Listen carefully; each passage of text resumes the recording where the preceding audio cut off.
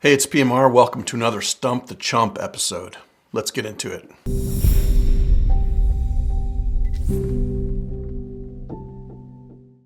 All right, I got 13 comments or questions that came from YouTube. So this is going back to kind of mid-December to now. So here we go. The first person to ask me a question is named Socrates. I'm deeply honored that Socrates would have anything to ask of me.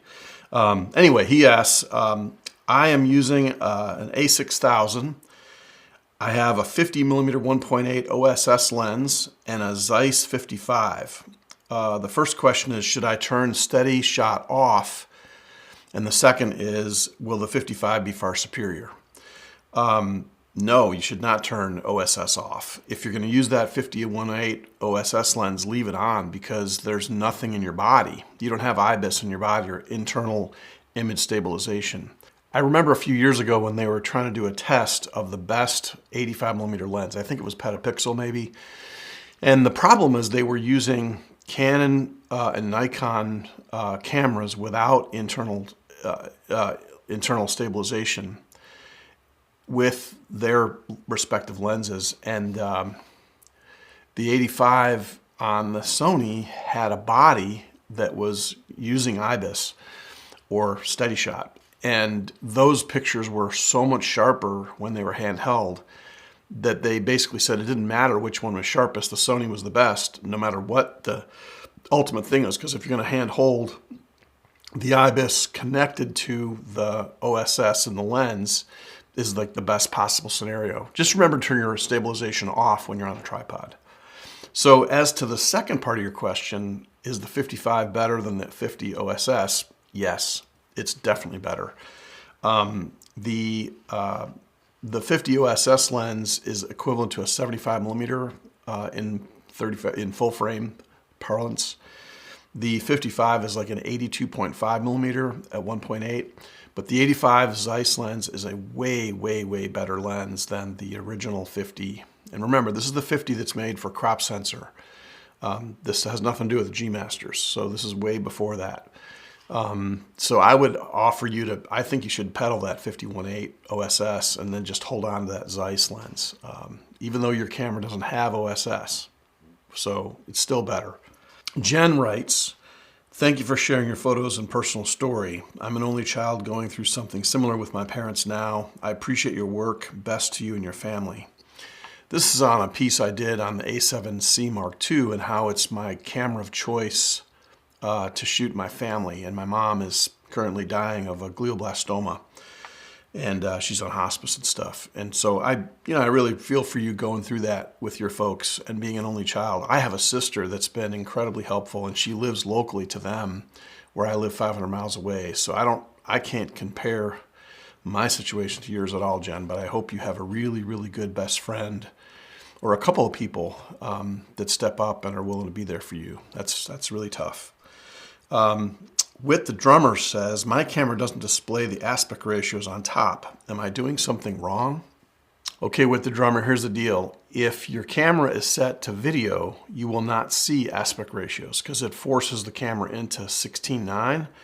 But if you go into still photography mode and you hit the menu, in the very first menu option, which is image quality, if you go to the right and then scroll down to aspect ratio, that'll give you 3:2, 4:3, 16:9, and of course 1:1 for your, Instagram shooters. So hope that helps you.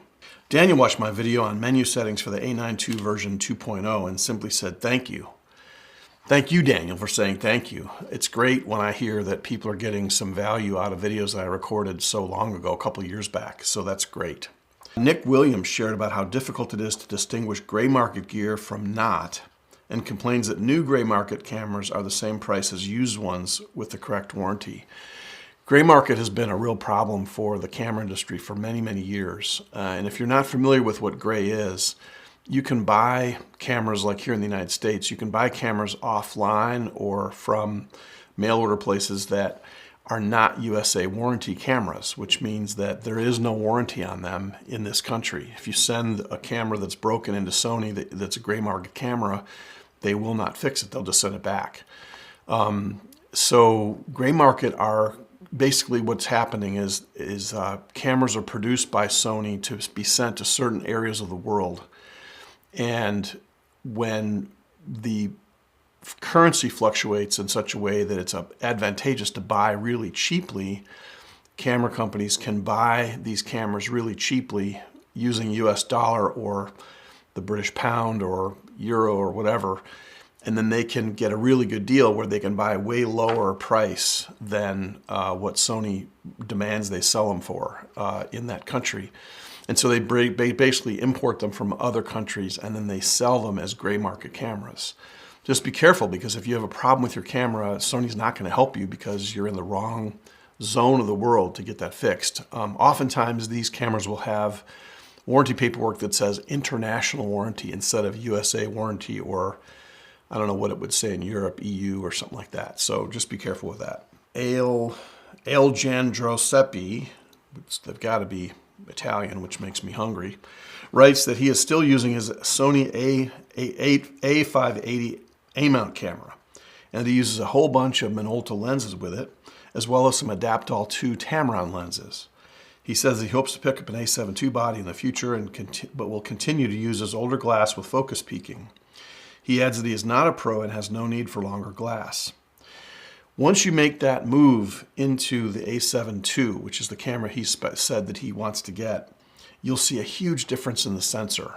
Your low light performance with all your other manual focus glass is going to increase. And even your normal lighting, you're going to find all kinds of headroom in the files.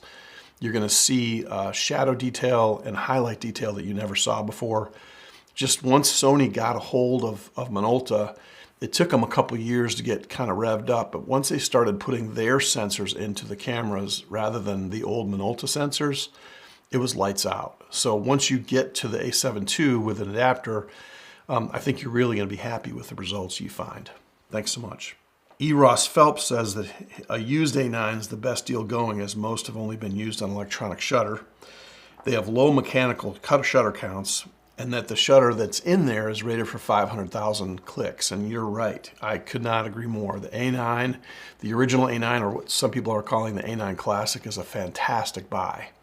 Some of them are as cheap as $1,000 or $1,100 if you can find a beater. So yes, that's a great idea. Touchdown Tennessee, sounds familiar, asks, would you be concerned about buying an A9 due to its age? I don't think shutter count should matter, since most of the shutter counts are going to be on electronic shutter. I totally agree with you on that. The only thing I would warn you about is there are some people that really abuse cameras, and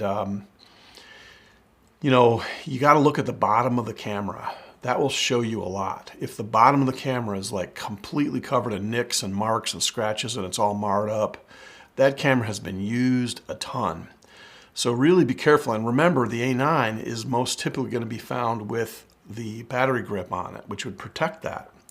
So just really take a good look at the camera, make sure it's not been abused. If you see a dent in it someplace or really excessive paint wear, you know, you may want to avoid that, because maybe the person didn't take care of it very well, or maybe they just used the hell out of it. So I do agree, though, the A9 is great. And other than the back button focus, which I still use, and the shutter release button, there's really no moving parts. It's a solid state camera. So yeah, I think that you make a good comment. H. Barwick asks, I always enjoy your comments. I have the A7IV and the A6700, and I mainly do wildlife and some landscape photography. Do you think it would be worth it for me to trade my A67 for an A9 to do bird photography? Yes, absolutely. And if you're already in full frame, you just need to commit and stay there and forget the crop sensor. It's just, the A6700 is a fantastic camera, but it's usually a camera you go through to get to full frame. So the other thing is that your A7IV offers a much larger megapixel count. You have 33 megapixels versus 24. All the way around, you're going to be better off. And the A9 is going to be a huge step up. It's not just that you're going to get 20 frames per second. It's also that you're going to get 20 frames that are almost perfect every time. You're going to have so few frame drops from lack of focus versus your A7 IV. The A7 IV is a great camera, don't get me wrong, but it's more for portraiture and things like that. You can shoot sports with it to a point, but the A9 is a whole other world. It's a whole other level. So yes, I think you should pedal that A6700, get yourself an A9 or an A9 II would even be better, and let me know how you do. Steve Feeney writes, "Hi, my name is Steve and I'm a gear addict." Welcome, Steve. Kiafu writes about my video on the 40mm 2.5 prime as being one of my favorite lenses.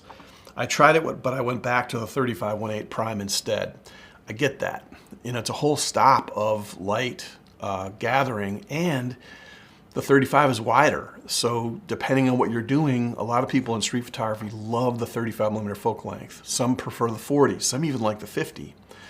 Some go to the larger lenses and use a zoom. But yeah, whatever works for you, man. But I agree, I love the 35-1.8. It's a great lens. Ya Days says, I feel like you would love trying out some high quality manual focus lenses as well. No, I did all that. I'm done. Autofocus is for me. Finally, Roger Barnett writes, I'm a Canon shooter, but not long ago, the amazing lightweight 300mm GM OSS lens was brought to my attention. At 1,000 grams lighter and $3,000 cheaper than Canon's new RF 100-300, it's now on my wish list. Of course, I'll need both extenders and a good body for wildlife. Now to plan a budget for it. Actually, it's $4,000 less, not $3,000 less. And yes, you've kind of been hooked. That hook has been set, and you're coming to the dock, buddy. Hey, thanks so much for watching. We'll see you next time.